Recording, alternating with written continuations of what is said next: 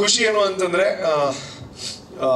ನಮ್ಮ ನಿರ್ದೇಶಕರು, ನಮ್ಮ ನಿರ್ಮಾಪಕರು ತುಂಬಾ ಏನೆಲ್ಲ ಮಾಡೋದಕ್ಕಾಗುತ್ತೆ ಅವ್ರ ಕೈಯಿಂದ ಎಲ್ಲ ಪ್ರಯತ್ನಗಳನ್ನ ಮಾಡ್ತಾ ಇದ್ದಾರೆ. ಜನರನ್ನ ಹೇಗೆಲ್ಲ ರೀಚ್ ಆಗ್ಬೇಕು, ಏನೇನೆಲ್ಲ ಮಾಡಬೇಕು, ಒಂದು ದೊಡ್ಡ ಬಜೆಟ್ ಸಿನಿಮಾಗಳು ಏನೆಲ್ಲ ಮಾಡಬೇಕು ಅದನ್ನೆಲ್ಲ ಪಾಪ ಅವರಿಂದ ಎಷ್ಟು ಸಾಧ್ಯ, ಡೈರೆಕ್ಟರಿಂದ ಎಷ್ಟು ಸಾಧ್ಯ ಅದನ್ನೆಲ್ಲ ಮಾಡ್ತಾ ಇದ್ದಾರೆ. ಇವಾಗ ಉಳಿದಿರುವಂಥದ್ದು ಜನರ ರಿಸಲ್ಟ್ ಅಷ್ಟೇ. ನಮ್ಮ ಪ್ರಯತ್ನಗಳನ್ನ ನಾವು ಮಾಡ್ತಾ ಇದ್ದೀವಿ. ಒಂದೇನು ಅಂತಂದ್ರೆ ತುಂಬಾ ಖುಷಿ ಇದೆ ಈ ಒಂದು ಸಿನಿಮಾದಲ್ಲಿ ನಾನು ಭಾಗಿಯಾಗೋದಕ್ಕೆ, ಪಾತ್ರವನ್ನು ನಿಭಾಯಿಸೋದಕ್ಕೆ. ಬಿಗ್ ಬಾಸ್ ಆದ್ಮೇಲೆ, ಬಿಗ್ ಬಾಸ್ ಗೆದ್ಮೇಲೆ ಡೆಫಿನೆಟ್ಲಿ ಎಲ್ರಿಗೂ ಹಂಗೆ ಇರ್ಬೋದು, ಒಂದು ದೊಡ್ಡ ಡೈರೆಕ್ಟರ್ ಹತ್ರ ಕೆಲಸ ಮಾಡಬೇಕು ಅಂತ ನನಗೂ ಹಂಗೆ ಆಸೆ ಇತ್ತು. ನಾನು ಕಾಯ್ತಾ ಇದ್ದೆ ಒಂದು ಒಳ್ಳೆ ಆಫರ್ ಬರುತ್ತೆ ಹಂಗೆ ಹಿಂಗೆ ಅಂತ. ನಾನು ಕೆಲವ್ರನ್ನ ಅಪ್ರೋಚ್ ಆಗ್ತಾ ಇದ್ದೆ, ದೊಡ್ಡ ಡೈರೆಕ್ಟರ್ನ, ಸರ್ ಸಿನಿಮಾ ಮಾಡೋಣ ಸರ್, ಪ್ರೊಡ್ಯೂಸರ್ ನಾನೇ ತಗೊಂಡ್ಬರ್ತೀನಿ, ಹಂಗೆಲ್ಲ ಚರ್ಚೆಗಳು ಆಗ್ತಾ ಇತ್ತು. ಬಟ್ ಈ ಸಿನಿಮಾ ಏನಕ್ಕೆ ಮಾಡಿದೆ ಅಂತಂದ್ರೆ ಅಂತಹ ಬೇರೆ ಹೊಸಬರ ಸಿನಿಮಾಗಳು ಬರ್ತಾ ಇತ್ತು. ಆ ಮಧ್ಯೆ ನನಗೆ ಈ ಸಿನಿಮಾ ನಾನು ಏನಕ್ಕೆ ಒಪ್ಕೊಂಡೆ ಅಂತಂದ್ರೆ, ಒಂದು ಜಯಂತ್ ಶೆಟ್ಟಿ ಅವರು ಹೇಳಿದಂತಹ ಕಥೆನೇ ತುಂಬಾ ದೊಡ್ಡ ಅಟ್ರಾಕ್ಟಿವ್ ಪಾಯಿಂಟ್ ಅಂತ ಹೇಳ್ಬೋದು. ಅದಾದ್ಮೇಲೆ ಜಯಂತ್ ಶೆಟ್ಟಿ ಅವರ ಕ್ಲಾರಿಟಿ ನನಗೆ ಇಷ್ಟ ಆಯ್ತು. ಅವರು ಇದು ಹೇಳಿದಾಗ ನಮ್ಗೆ 1.5 ವರ್ಷ ಹಿಂದೆ ಹೇಳಿದ್ದು, ಆವಾಗಲೇ ಅವ್ರಿಗೆ ಅವ್ರು ನಮ್ಗೆ ಸ್ಕೆಚಸ್ ಎಲ್ಲ ತೋರಿಸಿದ್ರು, ಹಿಂಗ್ ಬರುತ್ತೆ, ಇಂಟರ್ವಲ್ ಹಿಂಗ್ ಬರುತ್ತೆ, ಕ್ಲೈಮ್ಯಾಕ್ಸ್ ಈ ವಿಷಯ ಹೇಳಕ್ ಹೊರಟಿದ್ದೀನಿ, ನಮ್ಮ ಒಂದು ಕಲ್ಚರ್ ಆಗಿರುವಂತಹ ಆರ್ಟಿಕಲ್ನ ಒಂದ್ ಸ್ವಲ್ಪ ಇದಕ್ಕೆ ಕನೆಕ್ಟೆಡ್ ಮಾಡ್ತಾ ಇದ್ದೀನಿ ಅಂತೆಲ್ಲ ಹೇಳಿದಾಗ ನನಗೆ ಅಂದ್ರೆ ಅವರ ಮೊದಲ ಸಿನಿಮಾ ಅಂತಂದಾಗ ನಾವು ಬ್ಲೈಂಡ್ಲಿ ನಂಬಬೇಕಷ್ಟೇ, ನಮಗೆ ಗೊತ್ತಿಲ್ಲ ಅವ್ರು ಏನ್ ಮಾಡ್ತಾರೆ ಅಂತ. ಅವ್ರು ಹೇಳೋದನ್ನ ನಂಬಬೇಕು, ಅವ್ರು ಮಾಡಿದ್ಮೇಲೆ ನೋಡಕ್ಕಾಗತ್ತೆ ಸಿನಿಮಾ ಹೇಗೆ ಅಂತ.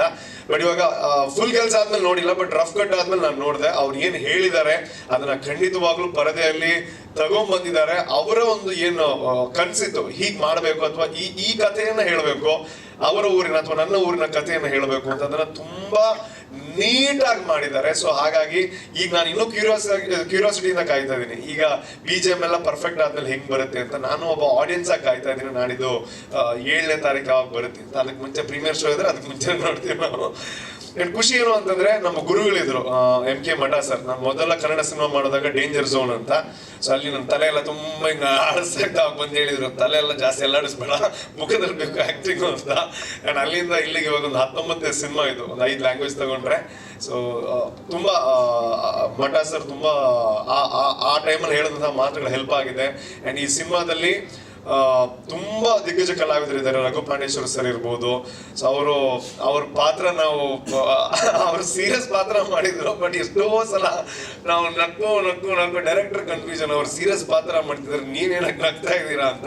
ಬಿಕಾಸ್ ನಮ್ಮ ಮಧ್ಯೆ ಏನೇನೋ ನಡೀತಾ ಇರುತ್ತೆ ಅಲ್ಲಿ. ಪ್ರಕಾಶ್ ತುಮಿನಾಡವರಾಗಿರ್ಬೋದು ಅಂಡ್ ಜಾನ್ವಿ ಮೇಡಮ್, ಇಬ್ರು ಜಾನ್ವಿ ಇದ್ದಾರೆ ನಮ್ಮ ಸಿನಿಮಾದಲ್ಲಿ. ಅಂಡ್ ಜಾನ್ವಿ ಅವ್ರು ಇವಾಗ ಹೇಳಿದ್ರು, ರೂಪೇಶ್ ಅವ್ರಿಗೆ ಥ್ಯಾಂಕ್ ಯು ಅವಕಾಶ ಕೊಟ್ಟಿದ್ದಕ್ಕೆ ಅಂತ. ನನಗೆ ಅವ್ರ ಅವಕಾಶ ಕೊಟ್ಟಿದ್ದು, ನಾನು ಇಲ್ಲಿಂದ ಅವಕಾಶ ಕೊಟ್ಟಿದ್ದು ನಿಮ್ಗೆ. ಇಲ್ಲ ನಾನು ಹಂಗೆಲ್ಲ ಕೇಳಲ್ಲ, ನಮ್ಮ ಸಿನಿಮಾದಲ್ಲಿ ಯಾರು ಹೀರೋಯಿನ್ ಅದೆಲ್ಲ ನಾನು ಕೇಳಕ್ಕೆ ಹೋಗಲ್ಲ ಯಾರ ಹತ್ರ. ಅವ್ರು ಹೇಳಿದ್ರು ಜಾನ್ವಿ ಅವ್ರು ಮಾಡ್ತಾ ಇದ್ದಾರೆ ಅಂತ. ನನ್ಗೆ ಖುಷಿ ಆಯ್ತು. ಬಿಕಾಸ್ ಜಾನ್ವಿ ಅವ್ರು ಆಲ್ರೆಡಿ ನಾವು ಇಂಟರ್ವ್ಯೂ ಎಲ್ಲ ನೋಡಿದಾಗ ಅನ್ಕೋತಾ ಇದ್ವಿ, ಚೆನ್ನಾಗಿದಾರಲ್ವಾ ಇವರು ಸಿನಿಮಾ ಮಾಡ್ಬೋದಲ್ವಾ ಅಂತ. ಸೊ ನನ್ನ ಸಿನಿಮಾ ಮುಖೇನೇ ನೀವು ಬಂದಿರೋದು ತುಂಬಾ ಖುಷಿ ಆಯ್ತು. ಅಂಡ್ ಲಹರಿ ವೇಲು ಸರ್, ನೀವು ಬಂದಿರೋದಕ್ಕೆ ತುಂಬಾ ಥ್ಯಾಂಕ್ ಯು. ಅಂಡ್ ಸರ್, ನೀವು ಅಡುಗೆನ ಸಖತ್ತಾಗಿ ಮಾಡ್ತೀರಾ, ನೀವು ಮಾತು ಚೆನ್ನಾಗಿ ಆಡ್ತೀರಾ, ಥ್ಯಾಂಕ್ ಯು. ಅಂಡ್ ಹೀಗೂ ಉಂಟೆ ಮತ್ತೆ ನೆನಪಾಯ್ತು ಸರ್ ಬಾಲ್ಯದಲ್ಲಿ ನೋಡಿದ್ದು. Thank you so much sir. And ನಮ್ಮ ಬಿಗ್ FM ಅಲ್ಲಿ ನಾನು 11 ವರ್ಷ ಕೆಲಸ ಮಾಡಿದ್ದೆ ಮಂಗಳೂರಲ್ಲಿ. ನಮ್ಮ ಪ್ರದೀಪ್ ಸರ್ ಬಂದಿರೋದಕ್ಕೂ ಥ್ಯಾಂಕ್ ಯು ಸೋ ಮಚ್. ಎಲ್ಲರಿಗೂ ಥ್ಯಾಂಕ್ ಯು.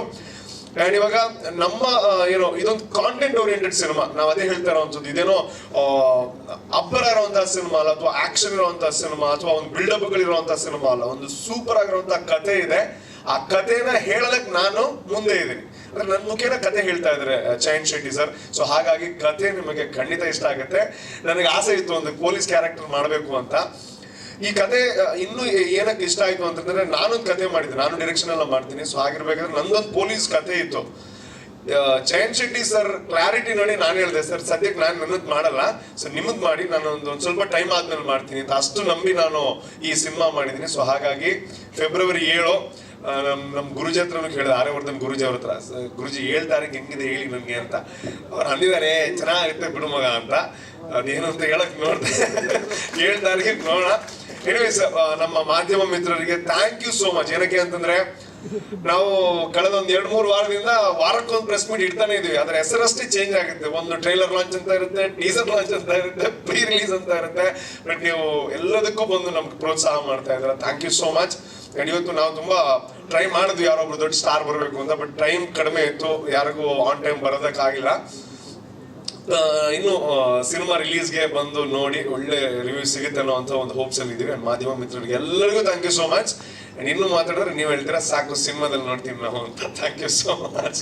ಥ್ಯಾಂಕ್ಸ್ ಅಲ್ಲ. ಥ್ಯಾಂಕ್ ಯು ಅಂಡ್ ಪ್ರೊಡ್ಯೂಸರ್ಸ್ಗೆ ನಾನು ಥ್ಯಾಂಕ್ಸ್ ಹೇಳ್ಬೇಕು. ಏನಕ್ಕೆ ಅಂತಂದ್ರೆ ನಮ್ಮ ಕುಲ್ದೀಪ್ ಸರ್ ಮಾತ್ರ ಅಲ್ಲ, 3 ಜನ ಕೋ ಪ್ರೊಡ್ಯೂಸರ್ಸ್ ಇದ್ದಾರೆ. ಅವ್ರಿಗೆ ಥ್ಯಾಂಕ್ ಯು. ಬಿಕಾಸ್ ಒಂದು ಪ್ರಾಡಕ್ಟ್ ಹಾಕ್ಬೇಕು ಅಂತಂದ್ರೆ ಒಬ್ರು ಪ್ರೊಡ್ಯೂಸರ್ ಜೊತೆಗೆ ಅವ್ರಿಗೆ ಬಲ ತುಂಬೋದಕ್ಕೆ ಇನ್ನೂ 3 ಇದಾರೆ ಅಂತಂದ್ರೆ ಆ ಶಕ್ತಿ ಜಾಸ್ತಿ ಆಯ್ತು ಅಂತ.